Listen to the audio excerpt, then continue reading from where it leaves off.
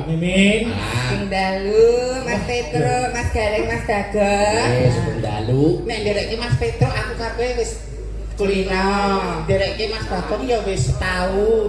Nderekke Mas Gareng kok urung tau rasane dadi kok tratapan lho ngerti seratenane karo Angle piye ngono ya, Cek. Tak sungkan mo. Lah kok sungkan iku pripun ta Mas Gareng? Lah kok bendina mangane terong bae.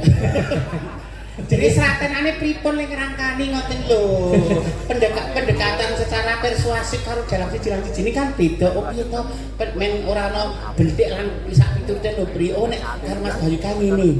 Karo cara kae celelekan. Lah nek kan Mas Haryo ki piye kan ya Yo nek pengen kenal ya dicedhak isih. Men ora riko kewur.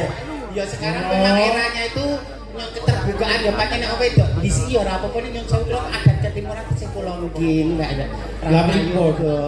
Ya ora apa-apa jenenge arep kenal kok mbok menawa dadi kanca nyambut gawe. Mboten mungkin ndak kesiku.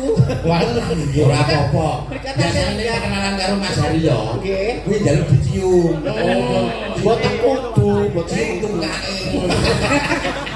Wedi ta Le? ya wedi to nek lah agamane kuwan cek mau lho kaya ngomong nganggo lunga lah ya aku teratap nek aku dadi sisihane terus ora berenalisir saka angger-angger ya malah ra prayogi justru malah bangga nek punya cedak Mas Haryo mergo Mas Haryo agamane kuat. Dadi iso nuntun sampean. Iya. kok kendikane alus kok natoni nuntun ya apa selelaku Loh, nuntun ngugemi bab agama niku lho. Oh, nggih. Saya muda babakan agama. Nggih. Terus ku ditahlilke.